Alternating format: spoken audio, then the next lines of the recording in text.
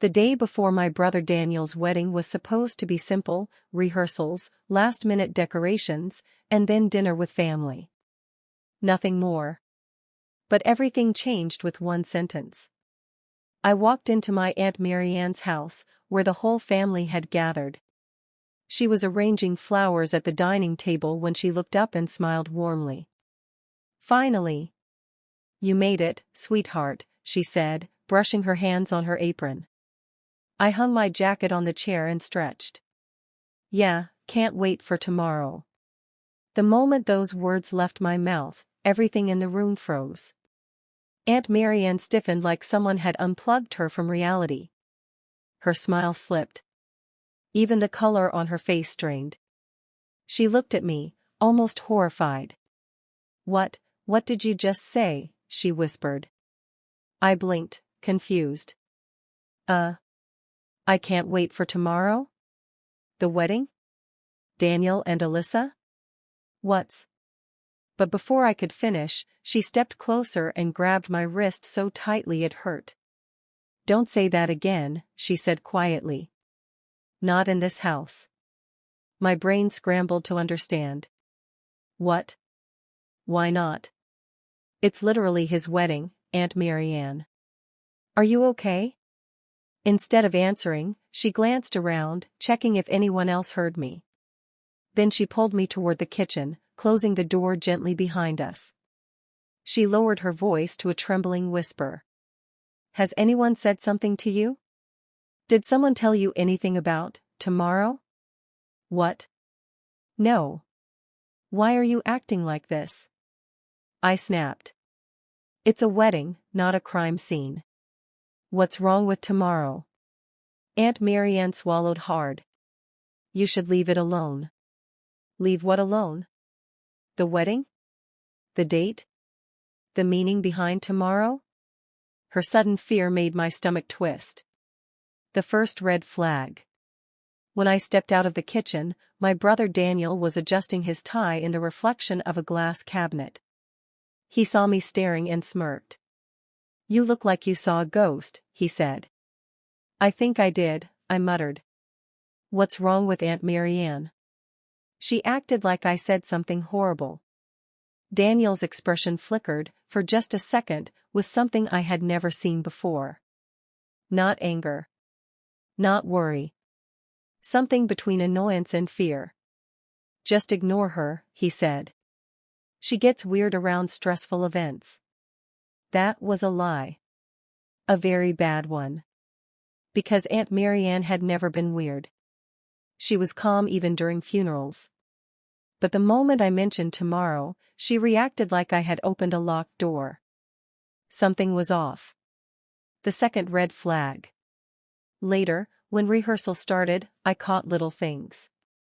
Alyssa, my soon-to-be sister-in-law, kept glancing at Daniel with the kind of tension you get before confessing something. The bridesmaids whispered in a corner and went silent every time I got close. During dinner, my cousin Lily floated behind me and whispered, "Don't joke about tomorrow. Just act normal." Act normal? It was a wedding, what was I supposed to act like? I turned to ask her what she meant, but she walked away fast, pretending she hadn't said anything. Everyone was hiding something. When I overheard them, I went outside to get fresh air. The backyard was empty except for a cold breeze. I stood under the porch light and checked my phone for messages. That's when I heard voices. Daniel and Aunt Marianne. "He doesn't know," Aunt Marianne whispered. "He said it like it was nothing." "I'll handle it," Daniel said sharply. "Just don't freak him out." "I'm trying, Daniel. God knows what's going to happen at." A door slammed inside the house and the rest of the sentence vanished. But I heard enough. They were talking about me. About tomorrow. About something I wasn't supposed to know. The box in the closet. I wasn't planning to snoop. But when your own family starts acting like you accidentally triggered a bomb, curiosity stops being curiosity, it becomes survival. While everyone was in the living room toasting for the rehearsal dinner, I slipped into the guest bedroom where I was staying. That's when I noticed something odd. The closet door was slightly open. Inside, on the top shelf, was a dusty wooden box with my name taped on it. My name. On a box I had never seen in my life. Inside my aunt's closet. The day before my brother's wedding. My heartbeat was suddenly in my throat. I pulled the box down. It wasn't heavy, but something inside slid and thumped softly. The box was locked with a small brass latch. When I opened it, confusion washed over me. Inside were an old black and white photo of my family, except I wasn't in it. A handwritten letter addressed to me, but the handwriting wasn't familiar. A wedding program, not for Daniel and Alyssa, but for a wedding dated 5 years ago. And a silver pocket watch with tomorrow's date engraved on it. November 29th. Tomorrow. Except the year engraved was 5 years earlier. My head spun. What did this mean? Why was there a wedding program from a wedding that never happened? Why wasn't I in the family photo? Why did the pocket watch have tomorrow's date engraved from years ago? Why did everyone panic when I mentioned tomorrow? My hand shook as I unfolded the letter. But before I could read the first line, the door burst open. Daniel stood there, pale and furious. "What are you doing?" he demanded. My voice cracked. "Daniel, what is this? Why is there a box with my name?" He snatched it from my hand so fast the letter fluttered to the ground. "You weren't supposed to see this," he whispered. His voice wasn't angry. It was scared. I grabbed the letter off the carpet. "Just tell me what's going on. Why do you all act like tomorrow is cursed or something?" "It's not cursed," he said quietly. "It's repeating." I stared at him, not understanding. Daniel looked down at the pocket watch in his hand, then back at me. "You died tomorrow," he said softly. 5 years ago. The room spun. My stomach dropped. Every sound in the world vanished. Daniel stepped closer, lowering his voice to a trembling whisper. "And tomorrow, it might happen again." My ears rang. Time felt thick, like the air had turned into syrup. I died tomorrow, 5 years ago?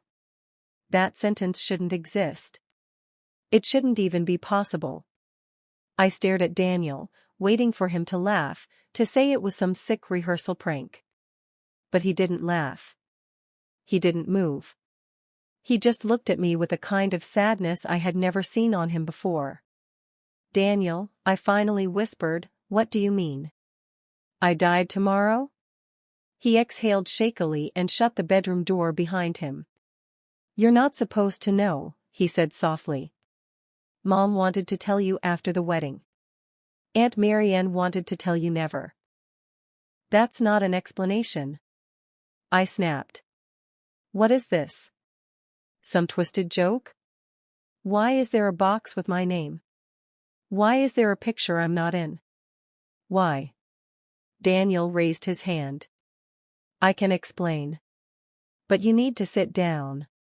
I didn't. My legs were too stiff to move.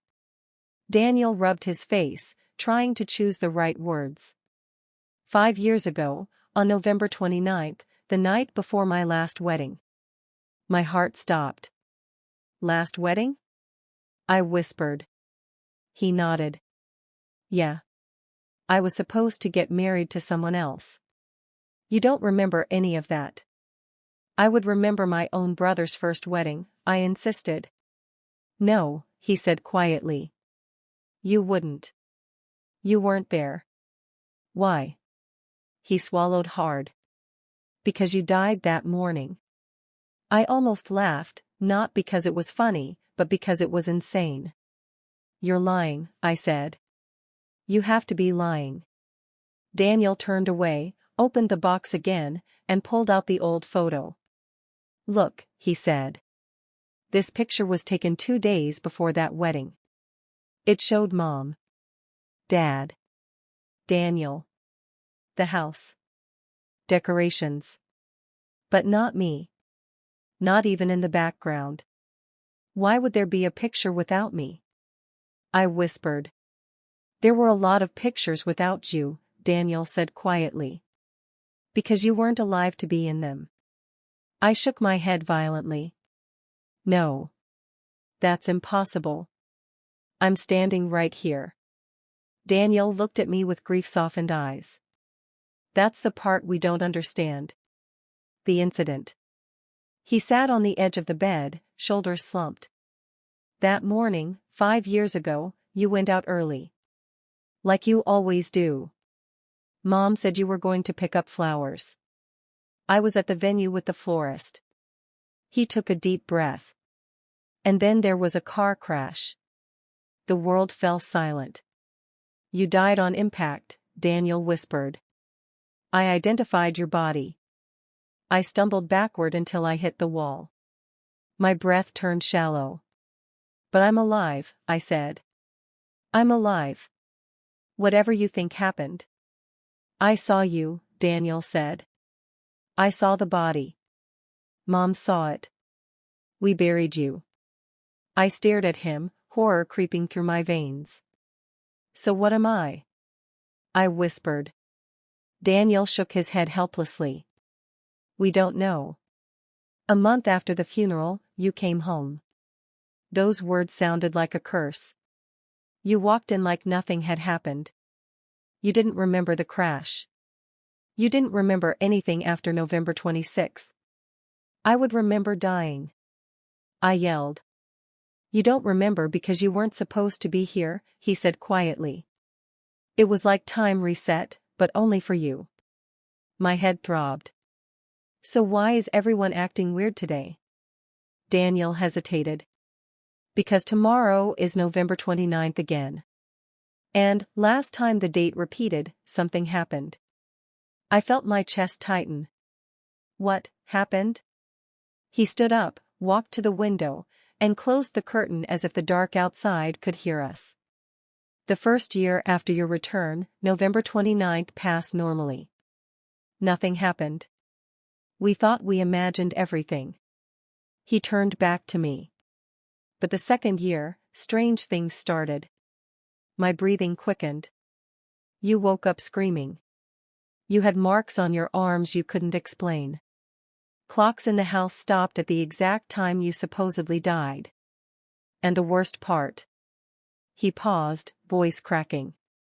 You disappeared for 6 hours. We found you unconscious at the crash site. With the same injuries you had the day you died. A chill crawled slowly up my spine. And after that, he continued, Aunt Marianne insisted we never mention the date. Ever.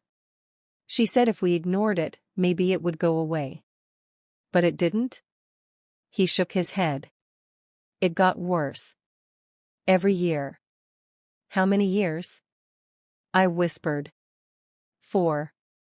4 years of repeating horror. 4 years of them watching me almost die again and again. And now, Daniel said, his voice trembling, it's tomorrow again. The letter. I opened the folded paper, the letter that had been inside the box, and read the first line. If you're reading this, it means the cycle has begun again. My blood ran cold. You don't remember what happened. You never do. But you need to know the truth before tomorrow comes. The rest of the letter was smudged, faded like someone had cried over it. Who wrote this? I asked. Daniel hesitated. You. I stared at him. You wrote it last year, he whispered. The night before the date. You told us not to show it to you until the day you said the sentence. What sentence? Daniel met my eyes. When you said, can't wait for tomorrow. My stomach dropped. The trigger. The moment I'd spoken it, the cycle restarted. The letter continued. You only get one chance each year to avoid what's coming. If you don't remember, you will die again. The last line was underlined 3 times. Don't let them take you to the road tomorrow. Take me? I stuttered. Who takes me? Daniel looked pale. That's the part you never explain. Every year you warn yourself about someone who causes the crash. But you never write their name. So you think I'm going to die again? I whispered. Daniel shook his head. I don't think. I know. Unless we stop it. My voice trembled. What do you want me to do? Before Daniel could answer, we heard footsteps outside the room. Slow. Heavy. Too familiar. A voice called from the hall. Are you boys in there? My heart stopped. Because it wasn't Mom. It wasn't Aunt Marianne. It was Alyssa. Daniel's fiancée. The one he was marrying tomorrow. And the way Daniel's entire body tensed told me everything I needed to know. He didn't trust her. Maybe she was the one who took me to the road. Alyssa stepped into the doorway, smiling politely, but her eyes locked onto me with something cold. Familiar. Almost rehearsed. There you are, she said softly. I was looking for you. Daniel moved instinctively between us. We're talking, he said firmly. Alyssa tilted her head, her smile tightening. Tomorrow's a big day. We all need rest. Especially him. The way she said him made my stomach twist. I remembered the letter's warning. Don't let them take you to the road tomorrow. Them. Not him. Them. Alyssa took a small step forward. Why don't you come with me? I want to show you something for the ceremony. Every cell in my body screamed no. I backed away. I'm not going anywhere with you. Her smile vanished. For a moment, the mask dropped, and I saw it. Recognition. Not of who I was today. But of who I had been 5 years ago. She remembered the first timeline. Daniel grabbed my arm. We're leaving. Now. Alyssa didn't chase us. She didn't yell. She just whispered. You can't outrun fate. Not twice. We ran out of the house and into the cold night. Daniel shoved his keys into my hand. Drive. Don't stop. Don't go near the old highway. I started the car, heart hammering. Will this stop the cycle? I asked. Daniel nodded, then shook his head. I don't know. But staying here guarantees it. I drove until the house disappeared behind us. At midnight, my phone buzzed. A message from an unknown number. You survived the hour you died. This time, the loop is broken. Live your life. No name. No explanation. Just finality. I exhaled, shaking. For the first time in 5 years, the date didn't own me. Tomorrow wasn't death. Tomorrow was just tomorrow.